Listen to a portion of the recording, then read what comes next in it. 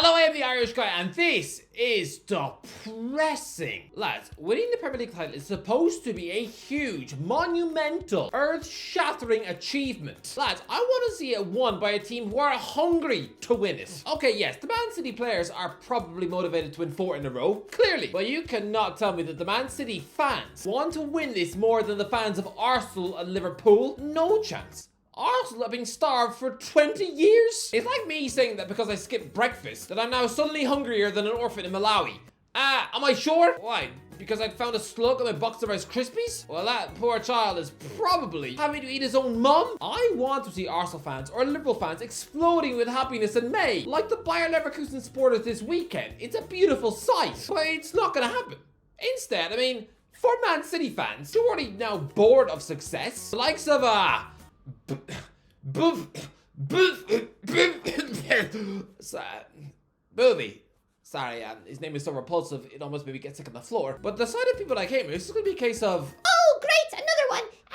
Let's just go sing Wonderwall down the pub and then go back home to watch Come Dine With Me with our mum. I want to see someone other than Man City win this one for a change. But both Arsenal and Liverpool have bottled it. Liverpool are out of this. And I will talk more about the Liverpool game after the Arsenal one in this video. But no, losing at home to Crystal Palace. Crystal Palace! I've long since thought this. Crystal Palace doesn't actually sound like a football club. It sounds like some seedy underground burlesque club full of desperate, disgusting punters with faces like squashed potatoes who are hiding from their equally monstrous wives. Crystal Palace are that club which extinguished Liverpool's title hopes in 2014, then ruined Steven Gerrard's Anfield farewell in 2015. And here they go again. Lads, I'm telling you now why I am so confident that Liverpool ain't winning this league.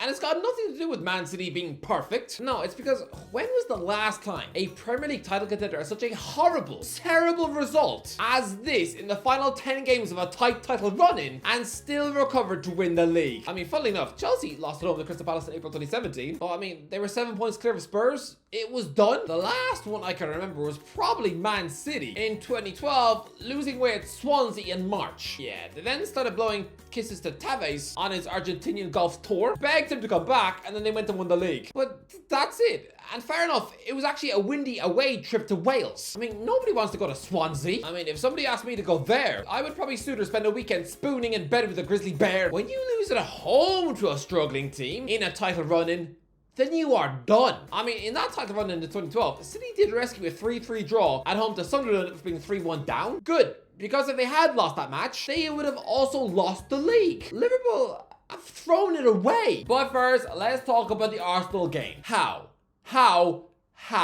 could Arsenal lose this match? They had just been presented with an absolute gift. Liverpool losing home to Crystal Palace. That was perfect. An absolutely beautiful moment for Arsenal. The title was now, without a question, in their hands. Go on now and win the final 7 league matches. And they're winning the Premier League title for the first time in 20 years. Do you know how long it's been? Lads, since Arsenal last won the league. Friends have since aired the series finale and then done a nauseating 15-year reunion where they all look like a bunch of wrinkly Botox beanbags pretending to laugh at James Corden's awful jokes. That is how long it's been. If Man City win a 4th league title in a row, sure, I mean, those players and fans are going to be happy. But lads, we have just seen a full-blown Netflix documentary showing all the City players in tears after finally winning the treble. We've already seen their happiness. We don't need to see more of it. It would be like seeing Leona Lewis win the X Factor every single year. No, I'm bored of that now. Lads, look at what just happened in Germany. If Bayern Munich had won the title, it would just be a sort of yay! Just add it to the pile. There would be no pitch invasion. Not like what we got at Bayer Leverkusen. The whole stadium, a huge sea of red mist. The absolute joy. Speaking of which, how thankful do you think Granit Xhaka is that he made that move last summer? I mean, I'll be honest. When he moved to Leverkusen, to me, it looked like a huge backward step. He'd been replaced by the new shiny toy and was now just going to fade back into German mid-table obscurity. Yeah, instead, he's on course for a freakishly perfect treble. He has left a club whose greatest ever achievement was an invincible league season. Yeah, Xabi Alonso is 10 games away from lifting 3 trophies in a season where they've not lost a single match in any competition. I mean, lads, they've got a cup final coming up against Kaiserslautern, a team who are about to be relegated to the 3rd tier. So surely that trophy is in the bag with a 6-0 win in the final. Lads, Alonso took over a Leverkusen team who were in a relegation battle themselves. The fact he's not lost a single match since last May is freakish. Has any other club ever gone an entire season unbeaten in every competition? To be fair, Juventus under Antonio Conte came close. So very close. They were hurt by the fact that they were only in 2 competitions. They went unbeaten in the league, reached the final of the Coppa Italia, 1 game away from perfection, and lost 2-0 to Napoli. Oh, what an anticlimax. Although still, for Conte to create the Serie A Invincibles after they just finished 7th in the league, failing to win any of their Europa League group games, after only squeaking past Shamrock Rovers in the playoffs, that was still an incredible achievement. But yeah, as for the Gunners, this is poor, horrible, dreadful. Aston Villa are a very good team. They've already beaten you this season, so where did this arrogant attitude come from? Why did you think all you had to do was just turn up and get the win? Yes, the Gunners created chances in the first half, but in the second, Villa were by far the better team. Unai Emery is a man who this club decided was no good, embarrassingly turning him out like a rotten egg sandwich nearly 5 years ago. Because of Arsenal, his stock was at such a horrible low point that this former PSG boss was being offered an interview at Everton. Emery is a man who's been disrespected when it comes to job offers ever since. In 2020, he took over Villarreal, a respectable Europa League gig, but even after winning that competition, beating Man United in the final, does he get any European powerhouses craving his signature? No. He gets 2 job offers. One from a Newcastle team who are 19th in the league, and then a year later, from a Villa team who are 1 point above 19th in the league. A Villa team who are being linked with asking Sean Dyche to come in and save the day. Emery has been disrespected ever since his Arsenal failure, and yet here he is, almost wiping out their title challenge. He has taken 6 precious points from the Gunners this season. He's ruined their title. He is the reason they're not going to win the league. For Arsenal fans, this must be heartbreaking. But for Liverpool fans as well, they are mentally out of it. They are exhausted. They are done. And honestly, they are in no fit state to contend the title race. This was your chance to finally lift a proper title in front of the fans with Klopp. I said that him announcing his early departure was a mistake. And it is. Those Liverpool players know they only have 1 month left of Klopp, and they are freaking out. Lads, when Ruben Amorim comes in, who knows what could happen? It's like when Rafa Benitez left Liverpool and the Reds didn't make it back into the Champions League for another half a decade. When Man City win this league title, it's going to be a horrible feeling of meh. Yes, we are getting exciting title races, but so what? The outcome is always the same. It's like in a Marvel film. When the hero is always in jeopardy, yeah, by the end of the film, Thor is still on the beach in Hawaii, slurping on a margarita after saving the world again. The bad guy never wins. Well, in the Premier League, the bad guy wins every year. This will be 6 of the last 7 seasons where Manchester City have finished top in May. So many title challenges have faded away since Pep came to town. For example, between 2004 and 2017, Chelsea would on average pop up to win the league every 3 or so years. They've since been wiped off the map. Manchester United haven't been a credible title threat since 2013. This is just boring. I wanted this to be Arsenal, to give us something different. I want to see what an Arsenal title win looks like because I've forgotten. I haven't seen one since 2004. I mean, guys, the FTV crew were twerking in the street when they bought Thomas Partey. I want to see the dance moves that Big Robbie's got if they actually win the league, but they won't. This is City's title. This is depressing. This was what Serie A was until Inter Milan stopped the Juventus winning machine in 2021. And even then, that was only Conte stopping what he'd started. So the equivalency would be Pep Guardiola moving to a fallen giant like Chelsea and winning them the league. But that's never going to happen. Actually, you know what this is really like?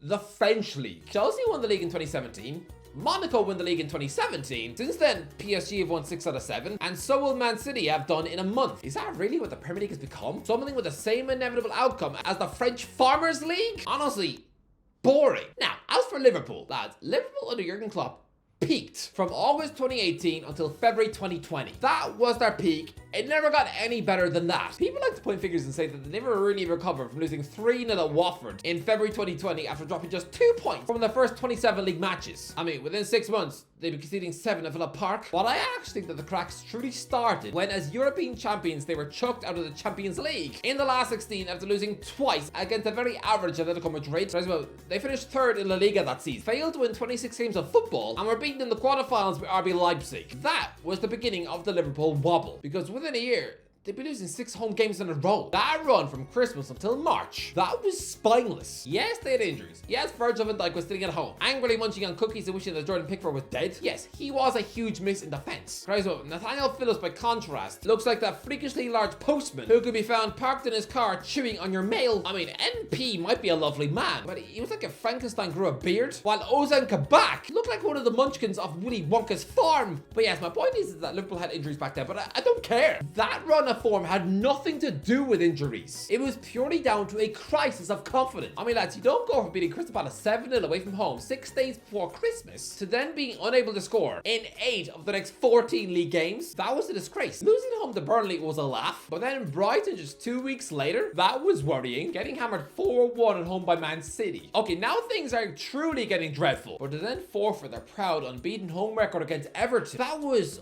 unforgivable. Yes, I know on paper that was technically Klopp versus Ancelotti. I mean, within a year, those two will be facing off in a Champions League final, but that Toffees team were about as threatening as a Pokemon village. Losing at home to Chelsea and Fulham after that was embarrassing too, and it all happened on Klopp's burnt out watch. This is what I'm seeing now. The club are in the midst of a huge title fight, and yes, ever since their painful 4-3 FA Cup exit at Man United on the 17th of March, they have not been the same. This is their Atletico Madrid from 2020, because since then, they have struggled to break down both Brighton and Sheffield United at home, only finding the winning goals in the 65th and 76th minute. They should be beating the Blades with their eyes closed. They then somehow leave Old Trafford with just one pathetic point after dominating the first half, and then lose 3-0 at home to Atalanta in the Europa League, their joint heaviest European defeat at Anfield since 1966, and now still shell-shocked, they pathetically lose at home to Palace. This had such a feel of one of those horrible home defeats during lockdown. Liverpool need to wake up. It is Crystal Palace. What is so scary about Crystal Palace? They had Nathaniel Clyne in defense. You know, that plump pudding who Klopp turfed out of Anfield 4 years ago? And to be honest, just stop picking all the way back in 2017. Although, to be fair, it is wild to think that Clyne actually picked up nearly 100 appearances under Klopp. It doesn't feel like it, does it? I really did assume he was just some walking hamburger at Liverpool. But lads, don't get me wrong, Palace were terrific. Very well set up and organised by Oliver Glasner, but still, Liverpool had enough creative players on the pitch to score. How have they not? How is Curtis Jones being presented with a wonderful one-on-one situation in front of the cop, only to blaze it wide? Lads, there is a massive weakness in Liverpool's makeup. This is a group of players who do not immediately recover well from heartbreaking results. Not in the middle of a season. Yes, they bounce back from painful Champions League final defeats and losing the title on the final day. Yes, but that's after they have a summer to switch off and regroup. But midway through a season, they can't do it. They just cannot put a horrible defeat behind them. Price, go back a year ago, and after their shell shock by Real Madrid, conceding 5 goals at home. Yeah, by the weekend, guess what? They were also failing to score against Crystal Palace. After Madrid beat them in the second leg, the Reds failed to win the next 4 league games, including defeats against Bournemouth and Man City. When they were dumped out of the FA Cup by Brighton last year, in their next match, they lost 3-0 at Wolves. In 2021, when they were knocked out of the Champions League by Real Madrid in the quarterfinals, they then immediately failed to beat Leeds and Newcastle. Even back in 2017, they picked up a heavy 5-0 defeat at Man City in September. I mean, did they immediately bounce back? No chance. The following week,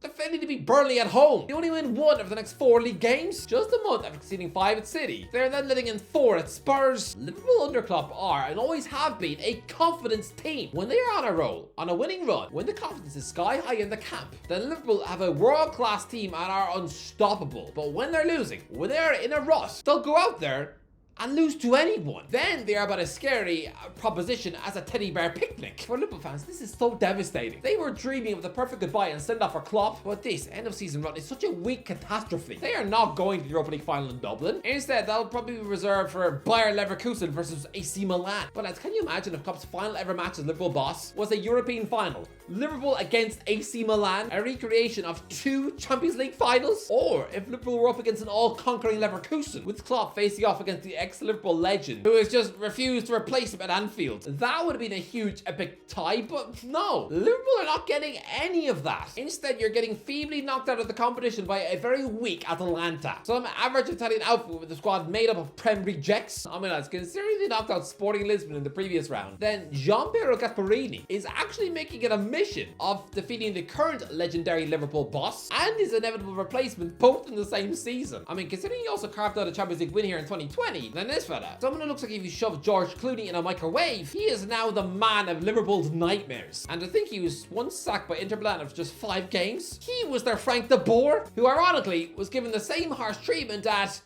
you guessed it, Crystal Palace. Honestly, Liverpool fans, this is such a nightmare ending to what was such supposed to be fairy tale season. This isn't how it was supposed to go. This was supposed to be the most beautiful funeral. But now, this is like just if the church thinks of we. The choir all have food poisoning and are now spending most of the ceremony puking in the trombone, whilst the corpse of your grandma wakes up, leaps out the coffin, and starts eating the priest's face. This was supposed to be Klopp riding off into the sunset with a bunch of trophies. Instead, he's just sheepishly scuttling out the back with one chocolate-stained League Cup medal in his pocket. I mean, lads, Klopp is someone who always promised Liverpool fans that they would probably celebrate their Premier League win in 2020 when it was safe, because at the time it was illegal to coffin old grannies in the face. But have the Reds since had that open top bus parade?